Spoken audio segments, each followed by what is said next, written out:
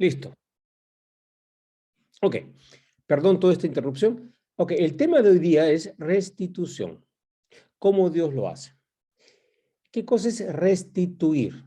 Mucha gente lo llama de diferentes formas, pero restituir es cuando has perdido algo, volverlo a tener. Perdiste la salud, te regresa. Perdiste dinero, tenías una cierta cantidad, ahora la vuelves a tener, ¿no? Un trabajo, qué sé yo. O sea, restituir implica tanto lo físico, lo emocional, como lo espiritual, ¿no es cierto? Ya.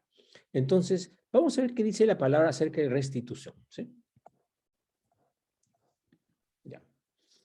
Primero, antes de buscar que tengamos algo y necesitemos que se restituya, tenemos que entender un concepto primero. Está en 1 de Juan, capítulo 2, versículos 16 a 17, que dice así: porque todo lo que hay en el mundo, no dice poco, dice todo lo que hay en el mundo, los deseos de la carne, o sea, nuestros deseos por nuestra carne sola. Ojo, nuestro cuerpo puede tener hambre y eso está bien, pero eso está sintonizado. Si no hemos comido durante muchas horas, debemos tener hambre. Eso está correcto. Eso es como Dios lo ha hecho. Pero si tenemos hambre permanente, no es así, ¿correcto? Ok. Los deseos de la carne, los deseos de los ojos y la vanagloria de la vida. ¿Qué cosa es vanagloria de la vida? Es cuando estás buscando en la vida cosas que te llenen tu orgullo y que son, realmente son falsas, o sea, como éxitos que son para el mundo, pero no son verdaderos éxitos. La vanagloria de la vida. Todos esos, los tres, no provienen del Padre, sino del mundo. Primer punto. O sea, lo que es del mundo, estas cosas específicas que está hablando, no provienen de Dios, provienen del mundo. Ok. Y el mundo pasa y sus deseos, pero el que hace la voluntad de Dios permanece para siempre. Y esta es una cosa básica para entender restitución, porque si hay cosas que teníamos, pero que eran pura vanagloria, puro deseo de la carne, pura codicia, esa no es la que Dios nos va a restituir. Dios nos va a restituir lo que es dentro de su voluntad y lo va a restituir muy bien. Vamos a ver dentro de un ratito. Ok. Primera gran restitución. Vamos a hacer un ejemplo del Antiguo Testamento. Tenemos a José, que ya conocemos esa historia de memoria, muchos de nosotros.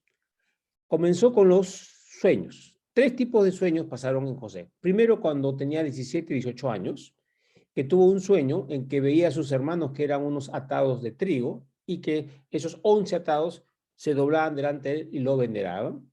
Sus hermanos se molestaron un horror, ¿no? Y no querían hacer nada con él porque lo odiaron a muerte.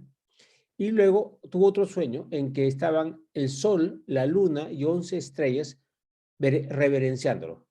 Y el sentido lo tomó su padre, como que él era el sol, la luna era la mamá y los hermanos, ¿no? Y su papá, Jacob, se molestó con José. ¿Cómo tú dices que yo voy a estar acá? Pero a diferencia de los hermanos que lo odiaban porque era el favorito del padre y el padre lo trataba con mucha, digamos, con mucho engreimiento, el, el padre meditó en eso y se puso a meditar. ¿Qué significará esto? No lo supo hasta muchos años después, pero por lo menos se puso a meditar, tuvo una actitud mejor. Ok.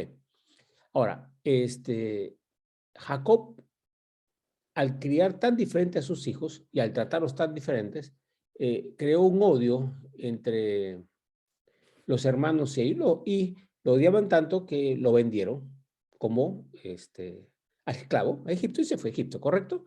Entonces odió a sus hermanos, lo venden como esclavo y se convirtió en un administrador de la casa de Potifar. Potifar lo compró como esclavo, pero demostró tal habilidad que finalmente Potifar lo dejó en control total de su casa y él lo hizo prosperar muchísimo en todo sentido. Pero luego la esposa de Potifar lo quiso seducir, él no se dejó y miren qué curioso. Dice, cuando ella ya lo persiguió en la casa, agarró sus ropas y él salió corriendo dejando sus ropas, o sea, salió desnudo. De su casa, originalmente, él estaba con una ropa que era un traje de colores múltiples que le había regalado su papá. Lo despojaron de eso, se fue prácticamente sin nada de ropa. Esta segunda, despojada de su título, de su mayordomía, también, como que despojado de todo, ¿no es cierto? Ya. Y de ahí estuvo acusado y puesto en prisión por 12 años. Y ahí fue el administrador del carcelero, que también le fue bastante bien. Ahí, a los 12 años, tuvo los sueños del copero y del panadero. El copero le dijo que iba a vivir y el panadero que iba a morir. Y le dijo que no se olvidara de él. El copero llegó al palacio, lo liberaron y se olvidó por completo de José. Pasaron 2 años y el faraón tuvo un sueño muy fuerte que buscó quién se lo interpretara y no encontró a nadie que le pudiera interpretar. Ya cuando la cosa ya estaba como quiero esto, deseo esto, con una necesidad muy fuerte, ahí el copero se acordó de José y lo mandaron llamar. Y José, ¿qué hizo? Interpretó el sueño. Ok.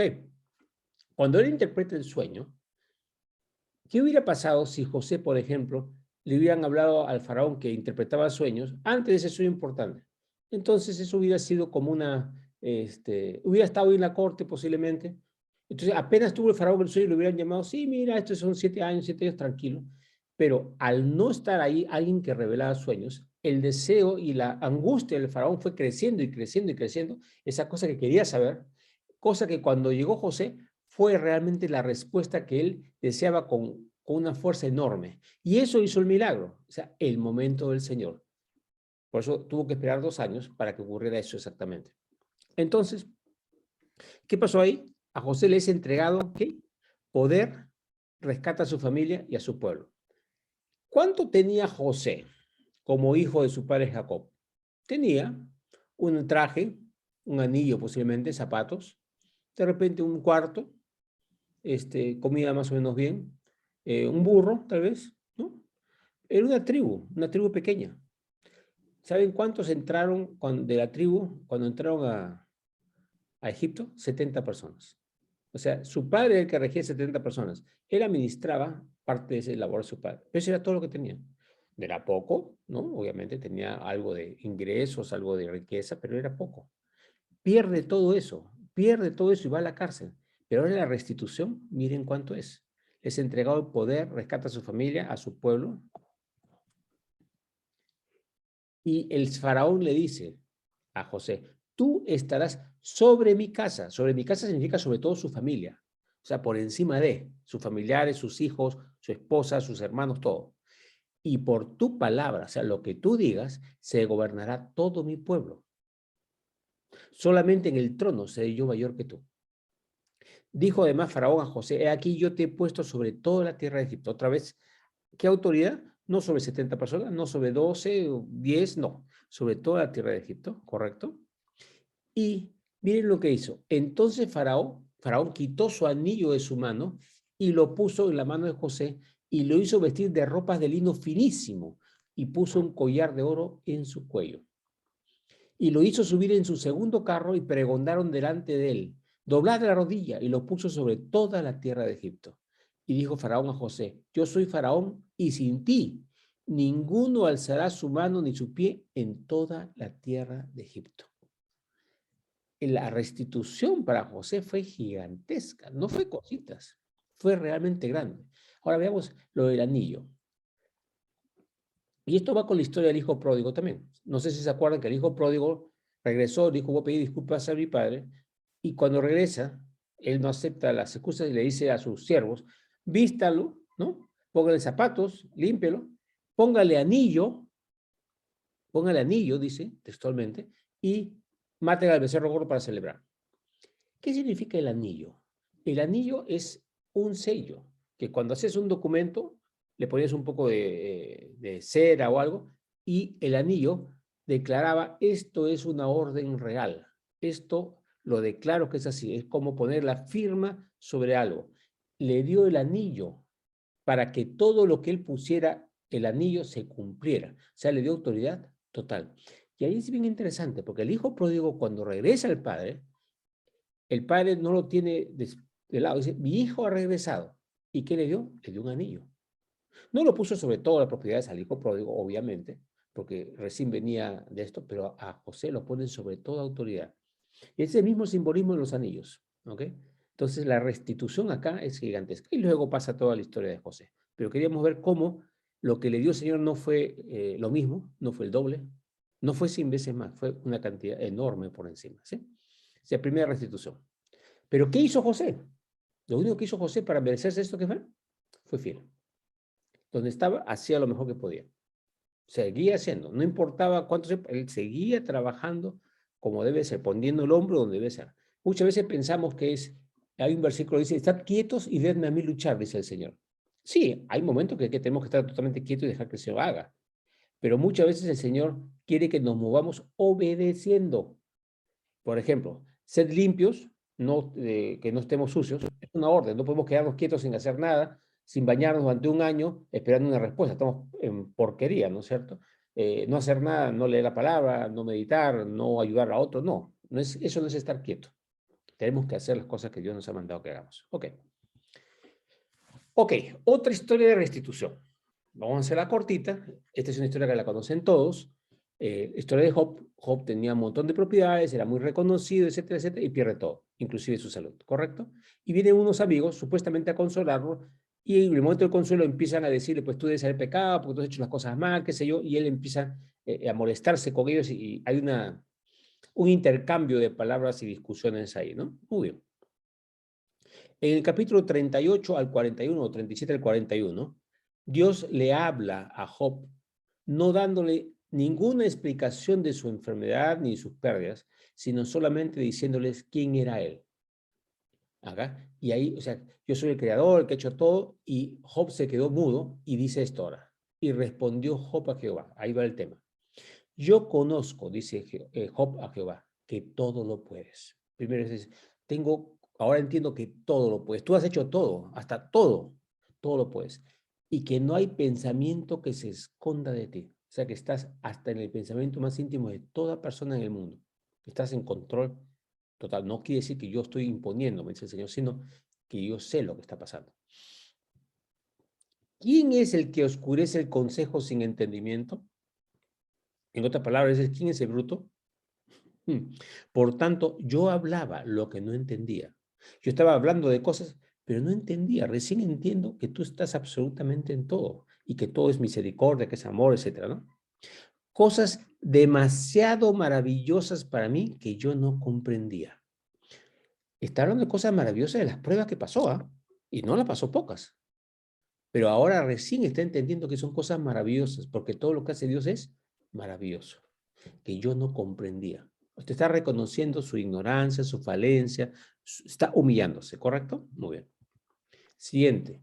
Y ahora le dice a Dios, oye, te ruego y hablaré. En otras palabras es, cuando tú me digas, yo voy a hablar, en el momento que tú me lo pidas. Te preguntaré y tú me enseñarás. Qué interesante es esto. No te estoy preguntando para que me des, ¿cómo se llama? Lo que yo quiero o como yo quiero, sino te preguntaré para que tú me enseñes, para que me muestres dónde es, cómo es, no mi voluntad, la tuya, ¿no? Y de ahí dice, de oídas te había oído. Hasta el momento, Job era uno de los más formados espiritualmente en su época. Y lo dice, de oídas te había oído. O sea, lo que yo conocía de ti era nada. Mas ahora mis ojos te ven. No lo estaba viendo físicamente. Dice, ahora empiezo a ver lo que tú eres lo máximo. Ahora te veo, sé que eres lo máximo, ¿no? Por tanto, me aborrezco. ¿Qué aborrece? Se aborrece a sí mismo, aborrece su forma de haber visto el mundo, su forma de haber visto a Dios, la interpretación que tenía de Dios. Y dice, y me arrepiento en polvo y ceniza. O sea, giro 180 grados, pero no momentáneamente. Polvo y ceniza es como morir a algo, ¿no? O sea, dejo el pasado totalmente y ya no vuelvo a tomarlo, ¿ok? Muy bien, y miren lo que dice ahora. Y quitó Jehová la aflicción de Job. Cuando él hubo, ¿qué? Orado por sus amigos. Y aumentó al doble todas las cosas que habían sido de Job. Y dice después, y bendijo Jehová el postrer estado de Job más que el primero, porque tuvo 14,000 ovejas, 6,000 camellos, 1,000 yuntas, y después de esto vivió Job 140 años y vio a sus hijos y a los hijos de sus hijos hasta la cuarta generación. Regresemos. ¿Ya estaba arrepentido Job? Sí. ¿Ya había entendido el proceso de quién era Dios? Sí, pero todavía no lo había curado. ¿Cuándo lo curó? cuando Dios le dijo, ahora ora por las personas que estaban ahí. En otras palabras es reconciliación. Ya se había reconciliado con Dios, ahora tiene que reconciliarse con las personas a las cuales había estado peleándose. En el momento que hubo esa reconciliación, Dios inmediatamente le quitó la aflicción y empezó a bendecirlo, y su estado, su restitución fue enorme. Le dio 140 años más. En esa época la gente vivía, en la época de Job, más o menos 140, 150 años. Ya tenía un buen número y dio 140 años más. O sea, fue una vida larga y pudo ver a los hijos de sus hijos hasta la cuarta generación. Ayer me preguntaron, oye, pero ¿tantos años para qué? Buena pregunta, porque en realidad nosotros estamos aquí de paso y nuestro hogar final es el cielo. Ahora, Job en persona, pudiendo hablar de lo que había aprendido y enseñar lo que había enseñado, el Señor lo querría acá para que enseñe a muchas personas más, ¿no es cierto? Que lo puedan ver. Entonces, ¿para qué estamos? Para transmitir el mensaje del reino de Dios para otros, hasta la cuarta generación. Pero nuevamente reconciliación. O sea, ¿y cuánto le dio? Le dio un montón. Eso es restitución. ¿Sí? Dios quiere restituirnos. Vamos a avanzar un poquito más. Acá hay otra historia, que la vamos a hacer también corta, que es Ruth y Noemí. Noemí, casada, tenía su esposo, tenía 2 hijos, se fueron a Moab porque estaban muriendo de hambre, porque había una sequía enorme en Israel, y ahí los 2 hijos se casaron con moabitas, y al final, por ese periodo, muere el esposo y mueren los hijos, y se queda ella viuda, y sus 2 nueras se quedan viudas. Entonces ella le dice que regresen con sus padres, y ellas no quieren irse, porque le tenían un cariño enorme a Noemí, y ella insistió, y una de ellas se quedó en Moab, y la otra vino con ella. Primer punto, ¿qué había estado haciendo todo el tiempo Noemí?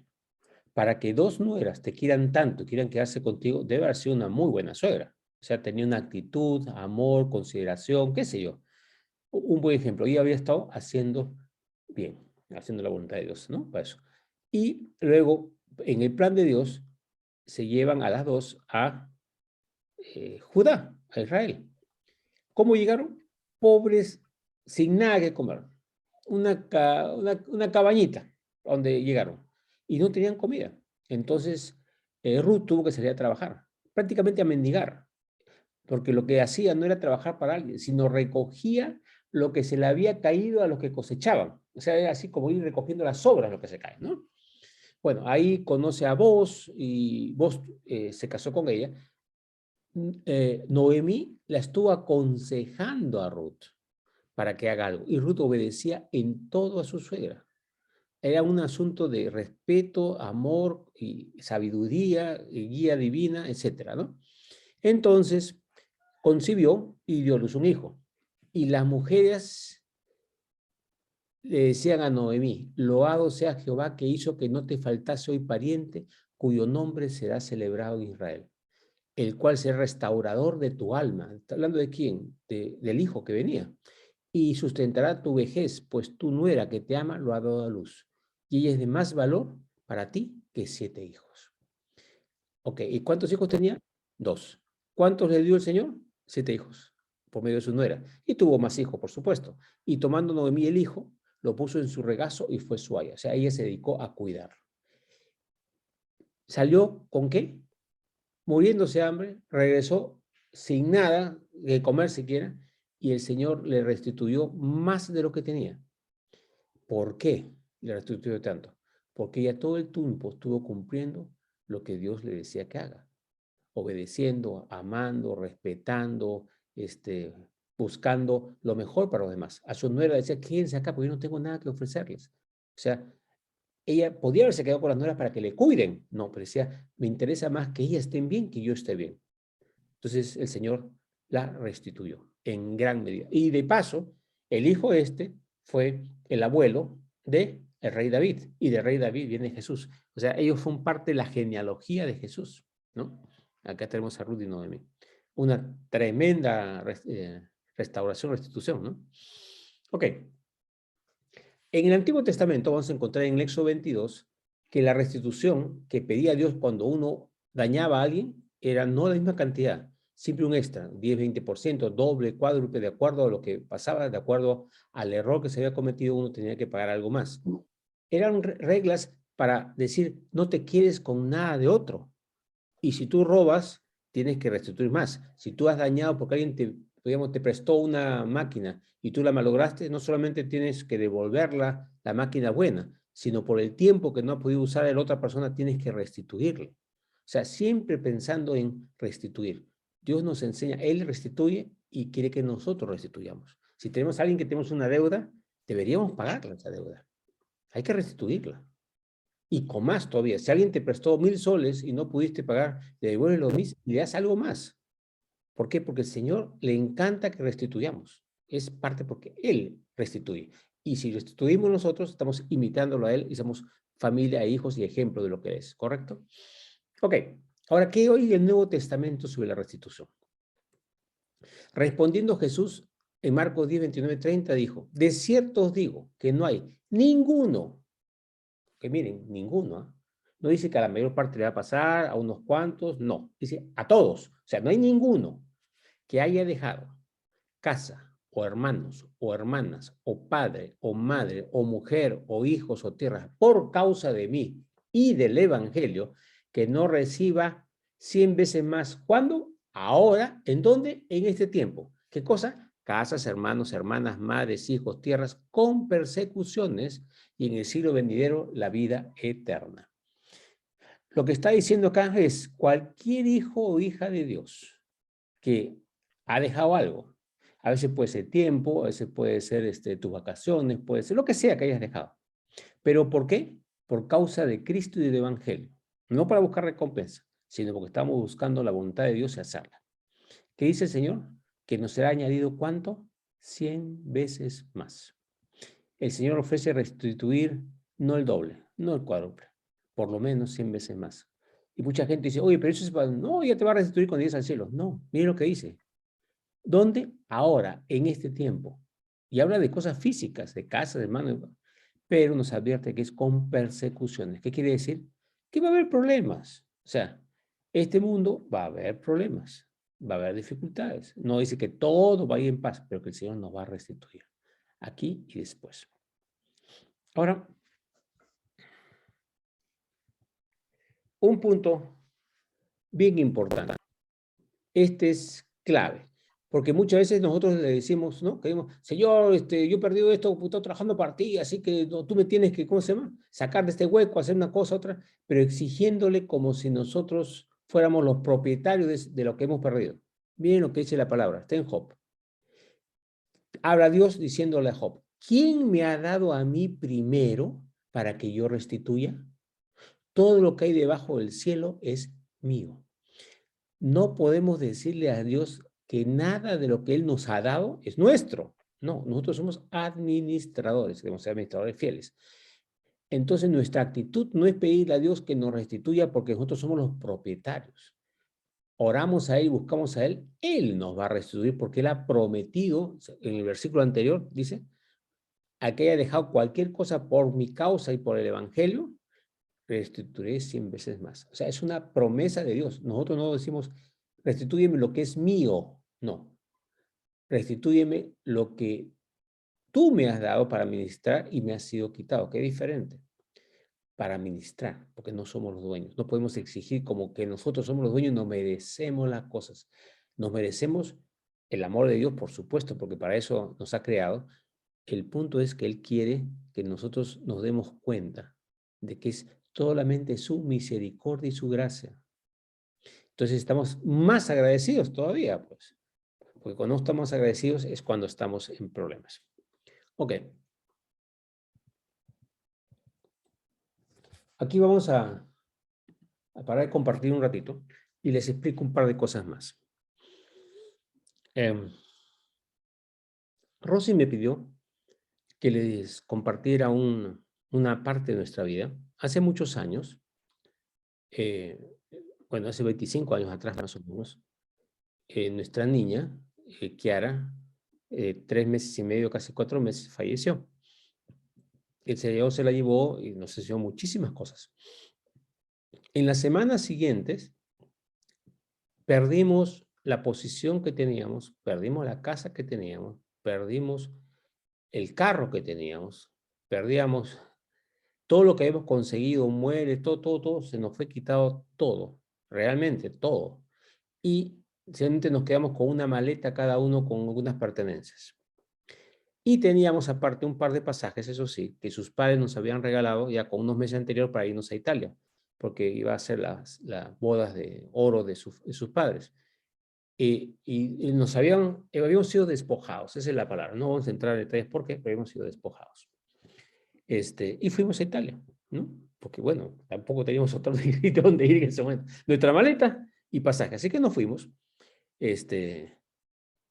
Y el punto es cómo el Señor, regresamos de viaje y el Señor nos dio una mejor casa, nos devolvió el carro, entramos más fondos que antes, se armó todo lo que tenía que armar y estábamos mejor que del estado previo del que habíamos salido. Mejor del estado previo.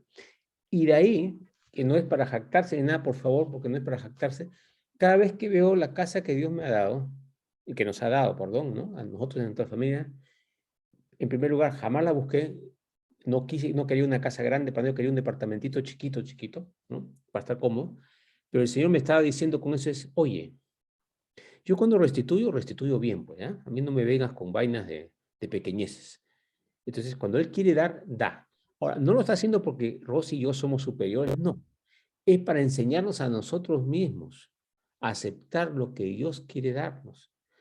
Me tomó tiempo aceptar que, bueno, Señor, este es tu plan. Porque al comienzo decía, bueno, pero es una casa grande, cuesta más mantenerla, más lejos, qué sé yo, y toda la cosa que uno se mete en los paradigmas en la cabeza. Pero el Señor me dijo, casi al comienzo es, momentito, tú no tienes que pagar ningún mantenimiento. El que lo paga soy yo. Porque el dinero que recibes es mío, no es tuyo.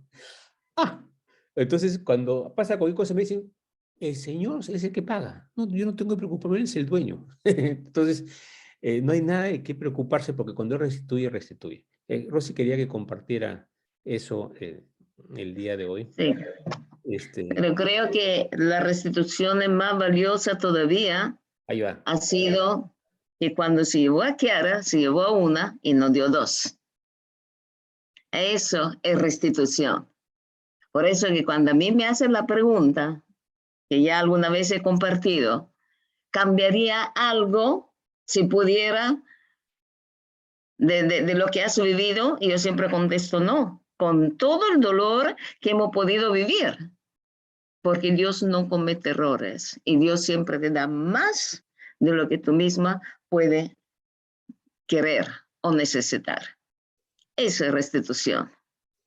Y creo que el versículo clave, la esencia de lo que ha compartido Tito, es el último versículo.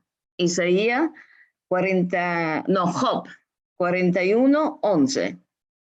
¿Quién me ha dado a mí primero para que yo restituya?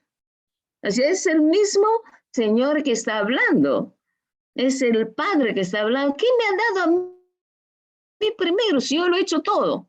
Si todo lo que tienen, yo se lo he dado, que tengo yo que restituir. Sin embargo, a veces tenemos sí esa actitud, que sentimos que nos ha quitado algo y que se nos debe. Y no es así. Todo lo que tenemos es por la gracia del Señor. Es solo por su gracia, por su amor, por su misericordia, de cómo nos mantiene. Y yo creo que cada uno de nosotros de verdad que tiene tanto para agradecer, muchísimo. Pero sí, si entendemos ese punto, dice, ¿y me han dado a mí primero que yo tenga que restituir? A entender esa esencia de lo que está diciendo el Señor, entonces vamos a tener un corazón bien agradecido. Y ahora les cuento un testimonio sobre esto y la restitución reciente. Creo que todos saben que me operé en enero. No quedé bien. He estado me he quedado con mucha urgencia para orinar. He estado orinando muy seguido. A pesar de tomar medicamentos y cosas, han orado por mí, etcétera, etcétera, etcétera. Y incontinencia urinaria, ¿no? Tengo que usar pañal hasta ahora de vez en cuando tengo que tenía que usarlo. Y aparte tenía acá en las articulaciones un dolor tremendo. Por ejemplo, cuando agarraba el carro o tenía que agarrar el cambio, automáticamente chillaba de dolor, ¿sí? El Señor me dijo hace una semana atrás que dejara de tomar medicinas, que dejara de tomar. No mejoré nada, por si acaso, todo el tiempo, ¿no? Y llegó el momento de, esto es la restitución. Decía, ¿por qué me ha mostrado el tema, no? Entonces, restitución también está salud.